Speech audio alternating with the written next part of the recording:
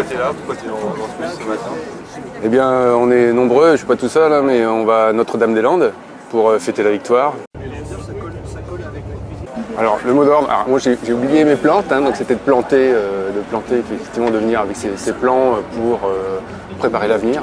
Donc je pense que tous les gens qui sont là sont mobilisés aussi au quotidien, donc ils vont aussi continuer à préparer l'avenir. Ça montre que voilà, quand on se mobilise, on peut gagner, et ça fait du bien, et ça fait du bien pour l'avenir et pour préparer l'avenir.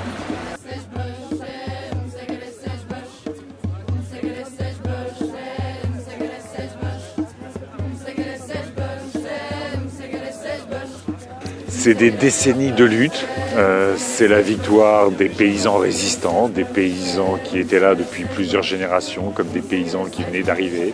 C'est la victoire des familles, des militants, de toutes celles et tous ceux qui ont considéré qu'on est dans une époque où on ne peut plus détruire les terres agricoles, on ne peut plus détruire des zones humides, on ne peut plus jeter un aéroport existant pour en construire un autre. C'est la victoire du bon sens. Voilà. Après, il y a un magnifique projet d'agroécologie à construire sur la zone et surtout pas laisser cette zone récupérée par les chambres d'agriculture ou la chambre de commerce et d'industrie.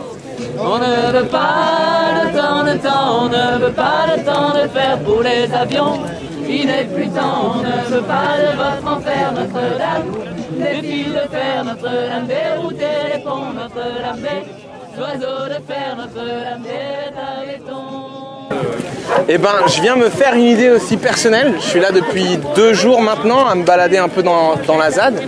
Et là, ce que je vais essayer de regarder, c'est qu'est-ce qu'on a gagné, pourquoi toutes ces personnes-là sont venues ici et comment on l'a gagné. Qu'est-ce qu'on peut apprendre au niveau de mener une lutte jusqu'au bout, établir un rapport de force qui puisse être reproduit dans d'autres zones de lutte parce qu'il y a d'autres ZAD aussi en France. Ah ben, je suis ici avec tous les gens qui se sont battus parce que c'est une victoire.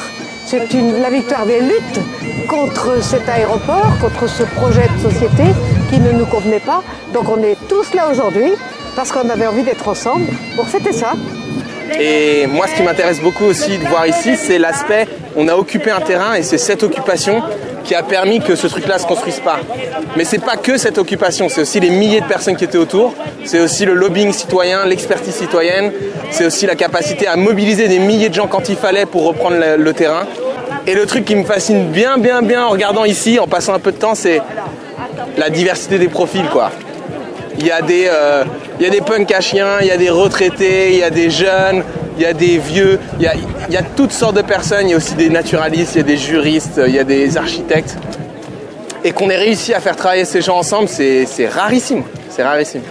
Il y a encore plein de grands projets inutiles en France aujourd'hui. Il y a le Lyon-Turin, il y a l'enfouissement des déchets nucléaires à Bure, il y a Europa City, donc un grand centre commercial qui va lui aussi bouffer des terres agricoles. Et donc on veut prouver que tous ces projets doivent être arrêtés et que c'est ça une politique raisonnable. Non!